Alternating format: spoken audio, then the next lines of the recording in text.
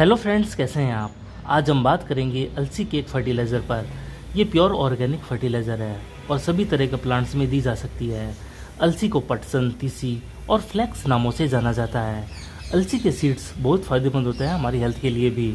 और जब अलसी का तेल निकाला जाता है और पीछे जो बचता है वो अलसी की खल कहलाती है।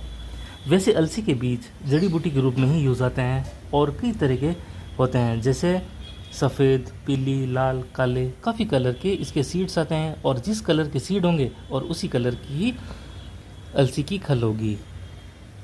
जिस तरह से नीम की खली होती है, सरसों खली होती है, मूंगफली की खली होती है, वैसे ही अलसी के बीजों से तेल निकालकर खली बनाई जाती है, जो सभी तरह के प्लांट्स के लिए ज़रूरी पोषक तत्व होता है। अलसी के एक फर्टिलाइज़र में nitrogen, potassium, phosphorus, sulphur, magnesium, manganese, zinc, iron, calcium, vitamin B1, vitamin B2, vitamin B3, vitamin B6, vitamin B9, vitamin BE ये सब पाए जाते हैं। और अलसी पोषक तत्वों का भंडार होता है। अलसी के एक फर्टिलाइज़र प्लांट्स द्वारा आसानी से एब्जॉर्ब कर लिया जाता है, चाहे वो हार्ड फॉर्म में दी जाए प्लांट्स में या फिर वो लिक्विड फॉर्म में दी जाए, आसानी से प्लांट्स एब्जॉर्ब कर लेते हैं। अलसी केक प्लांट्स की अच्छी ग्रोथ और उत्पादकता में वृद्धि लाता है। ये कलियों को समय से पहले गिरने से रोकता है। Flowering plants, vegetable plants, fruits plants, इन सब को प्रोडक्शन को ये बढ़ाता है और फ्लावर और फ्रूट का साइज़ भी इंक्रीज़ करता है। प्लांट्स में क्लोरोफिल का लेवल इंक्रीज़ करता है, जिससे ये अच्छे से फोटोसिंथेसिस कर पाता है और फूड बना पाता है। इसमें नेचुरल NPK भी पाया जाता है। अलसी केक फर्टिलाइज़र सोइल की कंडीशनिंग करती है और फ्रेंडली बैक्टीरिया को इंक्रीज़ भी करती है, जिससे फ्रेंडली बैक्टीरिया माइक्रो न्यूट्रिएंट को रूट्स के द्वारा प्लांट्स में एब्जॉर्ब कराने का काम करते हैं, जिससे प्लांट हेल्दी होता है और प्लांट की एंटीबॉडी भी इंक्रीज़ होती है। अब हम बात करते हैं कि हम अलसी केक फर्टिलाइज़र को अपने प्लांट्स में कैसे दे सकते हैं और इसकी डोज कितनी होनी चाहिए। वैसे ये ऑर्गेनिक फर्टिलाइज़र है, अगर इसकी डोज ज़्यादा भी प्लांट्स में पड़ जाए तो प्लांट को कोई हार्म नहीं होता। फ्लैक्स केक फर्टिलाइज़र यानी अलसी की केक फर्टिलाइज़र को आप दो तरह से अपने प्लांट्स में दे सकते हैं। एक तो आप ड्राई फॉर्म में दे सकते हैं और एक लिक्विड फॉर्म में दे सकते हैं। तो ड्राई फॉर्म में आपको कैसे देना है, आपको 1 चम्मच ऐसे लेना है और प्लांट के चारों तरफ ये छिड़क देना है और थोड़ी सी सॉइल को इस तरह से पलट देना है।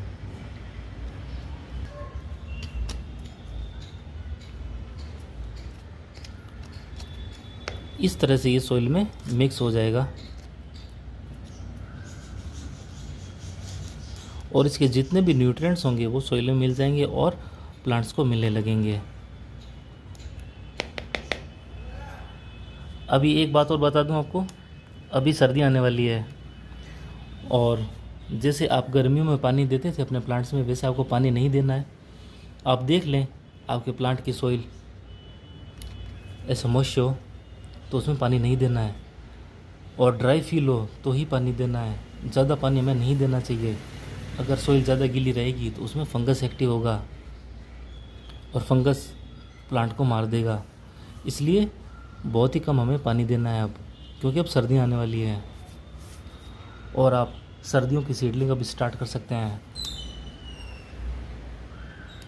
और नवंबर से पहले पहले आप अपने जितने भी प्लांट्स हैं जिनकी आप प्रूनिंग करना चाहते हैं उनकी आप प्रूनिंग कर सकते हैं। नवंबर के बाद में आप कोई भी प्लांट की प्रूनिंग ना करें।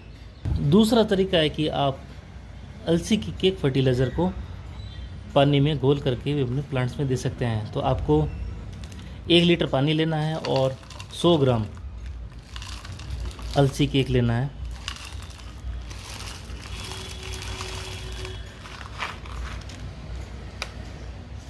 तो ये 100 ग्राम हमने 1 लीटर पानी में मिक्स कर लिया है और इसको 2 दिन तक आपको ऐसे भिगे हुए रखना है। फिर आपको इसे प्लांट्स में यूज़ करना है। तो मिलते हैं 2 दिन के बाद। अलसी खली को भिगे हुए 2 दिन हो चुके हैं और ये अच्छे से भीग चुकी है। हमने 1 लीटर पानी के अंदर 100 ग्राम अलसी की खली ली थी और अब इसको हम 10 लीटर साफ़ पानी में मिक्स कर देंगे।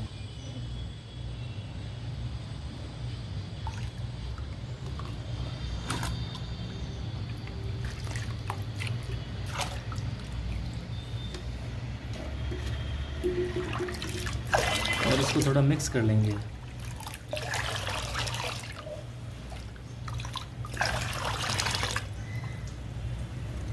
तो हमारी फर्टिलाइज़र एकदम रेडी है प्लांट्स में देने के लिए। यह है ड्वार्फ मौसम्बी का प्लांट, और इस प्लांट में अभी काफ़ी बर्ड्स आए हुए हैं और इसमें काफ़ी अच्छी फ्लावरिंग भी हो रही है। तो जब आपका प्लांट इस तरह से काफ़ी बर्ड्स देने लगे या फिर इसमें बहुत ज़्यादा कलियां हों, तो आप ये अलसी की खली की फर्टिलाइज़र अपने प्लांट में दें। इससे ये बर्ड्स गिरेंगे नहीं और फ्लावर्स फ्रूट में कन्वर्ट होंगे, जो कन्वर्ट होना बहुत ही ज़रूरी होता है। तो अब इसमें हम फर्टिलाइज़र देते हैं अलसी की खली की। तो हमें फर्टिलाइज़र लेनी है 1 मग और इसकी सॉइल में देना है कुछ इस तरह से। बड़ा ग्रो बैग है 14 इंच का, तो इसमें 1 मग काफ़ी है।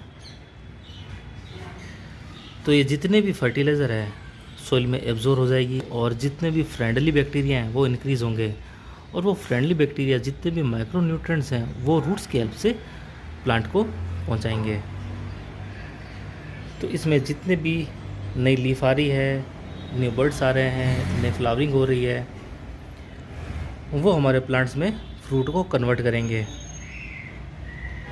और इसमें मौसम्बी भी आएगी।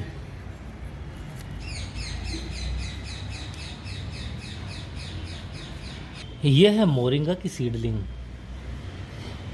इसमें भी आप अलसी खली फर्टिलाइज़र को दे सकते हैं।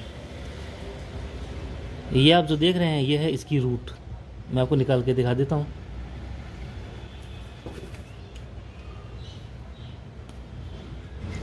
रूट टूट चुकी है खींचने से, तो ये इसकी रूट है। तो ये वापस से भी ग्रो हो जाती है, कोई डरने वाली बात नहीं होती। अगर आप कहीं दूर रहते हैं और आपके आसपास में मोरिंगा अवेलेबल नहीं है और आप कहीं जाते हैं और इसकी रूट सिर्फ रूट सी अगर लेकर आते हैं अपने घर, तो इसे आसानी से लगा सकते हैं कुछ इस तरह से। आप इसको ऐसे लगा के और छोड़ दीजिए, ये 4-5 दिन में ग्रो हो जाती है और कोई डरने वाली बात भी नहीं है और लिमिटेड पानी देना होता है। अभी खींचने से इसकी रूट डैमेज हो गई थी, इसमें भी हम ये फर्टिलाइज़र दे देते हैं। तो इस तरह से आप मोरिंगा की सीडलिंग में भी ये फर्टिलाइज़र दे सकते हैं, कोई हार्म नहीं होगा और ये काफ़ी इजीली लग जाती है। अगर इसकी रूट्स टूट भी जाए और आप वापस लगा देंगे तो भी ये जल्दी वापस से रिकवर कर लेती है। यह है कैलिसिया प्लांट। इसमें भी हम अलसी की खली की फर्टिलाइज़र दे देते हैं, थोड़ी सी, इतनी ही आपको देनी है। यह है 1000 ऑफ मदर प्लांट। इसमें भी हम थोड़ी सी फर्टिलाइज़र दे देते हैं, बिल्कुल इतनी सी। तो इस तरह से आप अलसी की खली की फर्टिलाइज़र अपने सभी प्लांट्स में दे सकते हैं, चाहे वो फ्लावरिंग प्लांट्स हो, वेजिटेबल प्लांट्स हो, फ्रूट प्लांट हो, सेकुलेंट प्लांट हो, इंडोर प्लांट हो, आउटडोर प्लांट हो, अडेनियम प्लांट हो, कोई भी प्लांट हो, आप उनमें ये फर्टिलाइज़र आराम से दे सकते हैं और अपने प्लांट को ग्रीन और हेल्दी बना सकते हैं। अगर आपका प्लांट ग्रीन और हेल्दी रहेगा तो वो ज़्यादा टाइम तक सर्वाइव करेगा और उसकी एंटीबॉडी भी अच्छी रहेगी और वो हर रोग से लड़ पाएगा। तो इसलिए प्लांट को सभी माइक्रो न्यूट्रिएंट की ज़रूरत रहती है हर प्रकार के रोगों से लड़ने के लिए, अपनी एनर्जी को बढ़ाने के लिए और नए नए प्रोडक्शन के लिए। जैसे फ्लावरिंग प्लांट है वो अपनी फ्लावर की प्रोडक्शन बढ़ाता है या फिर फ्लावरिंग ज़्यादा करता है, फ्रूट प्लांट है वो फ्रूट ज़्यादा इंक्रीज़ करेगा, और वेजिटेबल प्लांट है वो वेजिटेबल ज़्यादा ग्रो करेंगे।